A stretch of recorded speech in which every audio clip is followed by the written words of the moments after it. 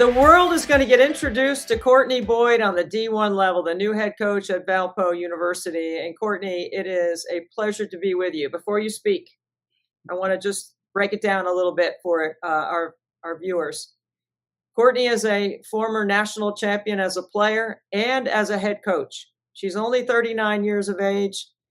In 7 of the last 8 years, she's won 20 or more games. She's been a head coach for 9 years, and this is her first year at Valpo. So, Courtney, it's a pleasure to meet you, and congratulations on all your previous success. Obviously, that's part of the reason why you're at Valparaiso. Tell us a little bit about your background. Yeah, well, first things first, thank you so much for having me.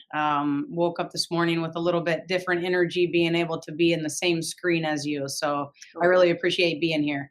A little bit about my background, all over the place in a short amount of time, I think. But I was fortunate enough to play on some really successful basketball teams, whether it was way back in high school. I feel like I had some old school coaches that made me a little bit tougher in Jerry Jerome. But then I actually went to a junior college, which is nowadays it's a little bit different landscape. So some of the best years of my life being able to be coached by Coach Kim Moore, very historic guy there. He's winning a lot of games, but we were able to do that my sophomore year. And so that's at Kirkwood, right? That was at Kirkwood, yes. Yeah, and so he's still there. We always ask him, "What are you still doing there?" He's like, "I have a great setup. Why would I leave?" I'm like, "You're not wrong, coach." So he's a great guy, and honestly, he's been a great mentor for me throughout going from playing to coaching. And I call him when there, questions come up, or what should we run, or who do you play in this situation? All of those types of things, just him being in those situations for multiple years. And he has a different landscape. And the older you get, apparently the softer you get. So we remind him that he was much tougher on us than he is on the players he has right now. So is that you? Are you you're young, so you got to be tough.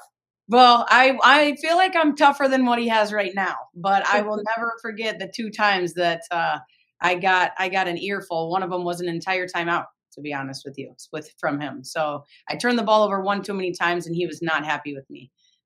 But I do feel like I've been fortunate enough to come across a lot of good coaches and a lot of great mentors, and I just feel that everything happens for a reason. Sometimes you have your highs, sometimes you have your lows, but I did not play Division I basketball. I have not coached on a Division I staff. And fortunately, I got a text message phone call in early spring, and here we are at a Division I in a mid-major in a very talented conference. So whatever happened in the past, highs or lows, I'm very excited to be here. Tell us about coaching the national championship, the climb through that, because that's a journey that not many people get to take. And you're young and you've already done it. And I'm imagining assuming there are certain lessons along the way that you've learned that have allowed you to be able to do what you're doing at Valpo right now. Yeah, I think a lot of the coaching through it is probably, and everybody says it's the process. Well, when you're in the middle of the trees, you can't see through them, right? And so that process is, are we ever going to get there? What is the process for? But one of the most incredible experiences, whether it doesn't matter, basketball is basketball, but I was at the NAI level, and they do a really good job of making it as NCAA as they can. And I don't know who's going to come at me for, saying those types of things, but when the confetti popped, I think that was an experience. In that moment, we actually had our bench players on the floor. And so our starting lineup sprinted to our bench players underneath that confetti. One of the most incredible experiences I've ever been able to be a part of. And you don't see that very often, but the pictures that I have of the players that played so many minutes holding each other back on the bench because they couldn't wait to get to their players that played scout team for so many days for them. Right. That day and that experience, that summarized what the importance and the excitement of the process was. It took a while. It took a while to get there, but it was worth it. I want to talk to you about walk-ons for a second. Okay, scout team players at the NAIA level, or even, do you have any walk-ons now? Do you have any? Okay, how many do you have? We have one. We have one right now. So I'm just going to throw this at you because we're getting to know each other and everybody else wants to know how you think. So I'm going to ask you this. Yeah. I'm working on a story right now that has to do with what I call the walk-on metric. The way our game is set up with net efficiencies, and especially on the men's side, coaches are reluctant up 25 or 30 to put their walk-ons in. They don't want to put them in because they're afraid one or two possessions is going to affect their net. If you look at the course of an entire season and you play 30 games, just for easy math, and you blow out a team 10 times, which doesn't usually happen, but 10 times, and that's 2 or 3 possessions each game that you put somebody in that lets them go up and down and not just dribble out the clock, maybe take a shot, maybe play some D, maybe drive, get to the free throw line. And you add that up, it's like 30 possessions on the entire season. I'm trying to create a metric for that because I think if you present that to the committee, I think it'll make it easier for coaches to reward the end of their bench. I think they want to, but I think they're afraid to. And when the crowds are chanting, put Courtney in, Courtney, right? You feel pressure to put Courtney in. All right, what do you think about that? Well, first of all, when you find that metric, I am ready for it because that is that is my personality, honestly, to a T. We have scout players, and every team has scout players, and you know how you structure your practices and your recruiting process. But that person or people, you know, the persons that are your walk-on players, they do the exact same thing that your top 5 are doing, or they should. Right, they do. And so they're spending the time, you know, they're getting yelled at, they're getting rewarded, they're getting the food or the early morning workouts or whatever it is. And so now it's their fault that we're up 20, but they're only a walk-on, so we can't put them in the game.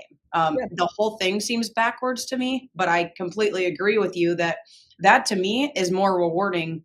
Just like I said, it was more rewarding to win the whole thing and see our starters run to our bench than vice versa. Yeah, it is rewarding to see all that work be given an opportunity to shine on the highest spotlight and give a chance. It's all that they know going into it, they're not going to play.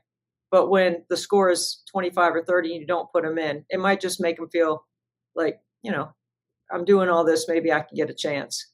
For sure. It's interesting. I'm going to find a metric for it. And it's going to be something that you're going to be able to submit to the committee when you get your team NCAA ready. You're going to show I played my walk on. At the highest level in D1, there's a second level bench now, right? Do you have a second level bench? You got people behind the second row? Yeah, depends on where we are, yes. So, of course you do, right? So those people are tracking analytics, possessions, keeping track of a lot of different things. There's no reason why they can't track the walk-on metric and submit it to the committee. Seems pretty simple to me. I'm pushing for it. I'm ready for it. I'm excited for it. I think it's the one thing still left that feels like college in our game. That's a really good point, and I honestly agree with that. So I'm excited for that. All right, so we're talking analytics. So give us a feel for the balance for you. You know, validating what you see, validating what you're working on, or is it driving you to do certain things conceptually? Yeah, you know, you think that you have in your mind, these are the type of players that I want to have, and this is the type of system I want to run. And then you take a job and you have almost what you want in the player and almost what you want in the structure of your X's and O's. And so then what? And I've talked to my staff a lot. It is not about who wins and loses around the table in the office. It's not who wins and loses between coaches and players. How are we putting our team in the best spot to be successful or as close every night as we can in order to be successful until we figure out what the big picture, molding everybody together, finding the right type of players for the right system. And that's where we are right now. So we are conceptually getting to where we need to be game by game. But I will say it's been a battle. We knew that there was going to be a challenge. We had 8 players return. We have 8 newcomers. We have a whole new staff. I brought 2 of my staff members with me, and the other handful of staff members are new. So we were all trying to figure each other out. And I'm not the only one in the nation that's doing this, right? But Yeah. I did take, I took a few risks with our X's and O's in order to create the culture and chemistry that we want down the road, because the nature of the way that the game is going now, we could have players come and go all that we want, but Yeah. if we can keep the one base of who we are and how we want to operate, if we start with that, I'm hoping that draws a little retention, and we can get some things going here in the second semester. So for those of us that didn't see your NAIA and your D2 teams, tell us a little bit about style. Like what do you want to do, and what will we see? Yeah, that I was a point guard, and so I want our point guards to be pushing the basketball. The women's game is what it is now, and it's incredible, and everybody loves watching it. And so you don't want to be a team that's scoring 40 points every night, right? Because you're not, in a lack of better terms, you're not keeping up with the Joneses. Please. Right? You don't want to call the game. Nobody, I mean, come on. So I've got Oklahoma State coming up. I think whoever has the ball last in that one, they're 2 top 5 teams. Like, it's all offense. And that's, if you don't know anything about me, I care about offense. Yes. Yeah. Oh, yes, I know. And I think that there are days where I'm thinking, what are we doing with how are we getting stops, because we couldn't put the ball in the hole that day. But I want to push. I want to push in transition.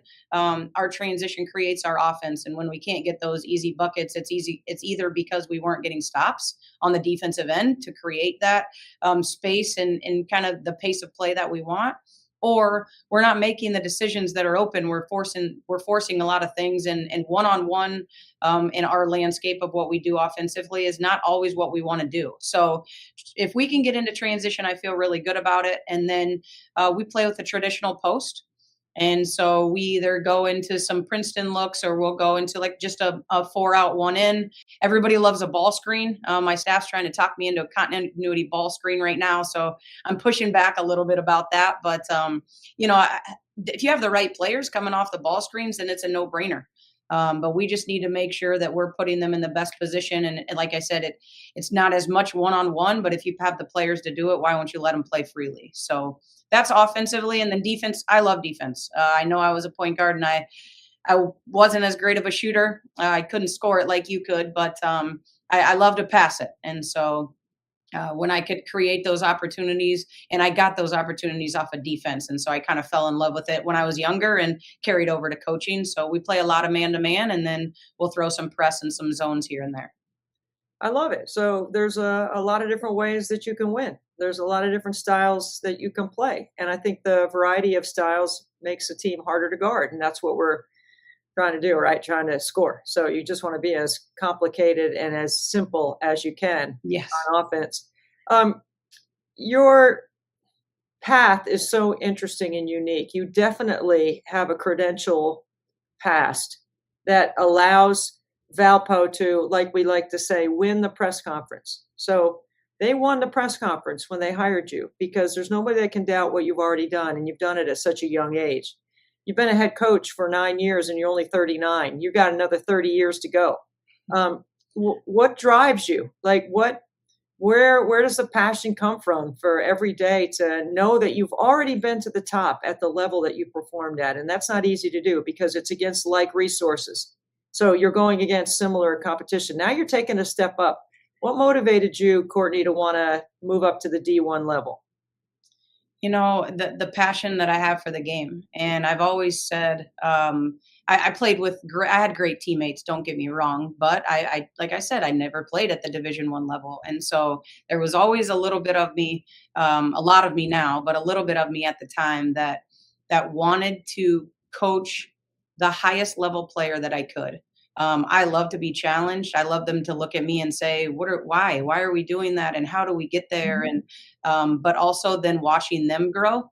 And I know that there's great players everywhere. Obviously, I've been fortunate enough to be around all the levels. But there's something different. There's something different at this level. And when I figure out piece by piece what that looks like, my passion, that's one thing that has been missing in the past, is I'm trying to get full teams that they're never going to match coaches' passions. That's why you're a coach, right? We all have a little, something's missing up there a little bit. That's why people coach. But if we can get a team that's as close to the passion that we have as a staff as possible, it's going to be a really fun group. And I think that carries over to the relationship piece. So not only the passion that I have for the game, but there's only so many professions you can have where you are fortunate enough to have an impact. And I've always valued the relationship piece and how we recruit and the type of players we're bringing in. I've been to places where the people on campus are what make it. And I've been to places where the people are what don't make it. And so you follow the people that challenge you, but you also follow the people that are like-minded of you. And I feel like here at Valpo, I've honestly, whatever everybody else says, I do feel like the right people are in the right places right now. And so the relationships and the passion have really driven me to this point. And it's not just jumping in the D1 level, it's going to the Missouri Valley, which for decades, has been known as a great coaches league. There are some talented coaches in this league, and I could start naming every school. I could just rattle them off. What is exciting about that, about matching up against some of the best at the D1 level at the Missouri Valley?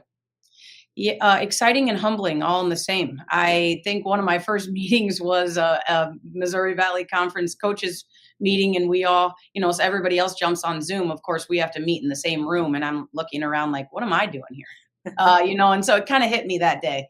And again, the challenge, you don't want to be, some people do, but I don't want to be the best at a level that you get to show up. You don't have to prep. You don't have to look through things. You aren't challenged. There's not ups and downs. That's not exciting to me. There's too much that goes into this profession day in and day out to just show up and we're the better team. Yeah, of course that's great eventually. But I love the challenge, and every single team, I would say on any given night, we're going to see a different style of play. We're going to see zones. We're going to see pressure. We're going to see a ton of offense. We're going to see some high-low looks with two posts. We're going to see really talented guards. And there's all the in between. And so that's what we try to do with our schedule. Obviously, we had minimal to do with our schedule this year just due to coaching changes and things. But that's what we're trying to do going forward is how many different styles of play can we see in the non-conference, because when we get into conference, if you're not ready, you're not ready. And so that the challenging part of the coaches is they're just as good with 3 seconds left as they were with the game prep in the first 3 quarters. So every day is going to be something where we have to show up, and if you didn't prepare for it, they're probably going to expose it. But I think that only makes us better as a staff, and going forward is going to make us better as a program. Well, Courtney Boyd, we're looking forward to watching you and watching your journey at Valpo through the Valley, especially your first year. And we wish you well. Thank you so much for being on Nothing But Net with us today. Yeah, so grateful to have you invite me here. So I appreciate that. Thank you.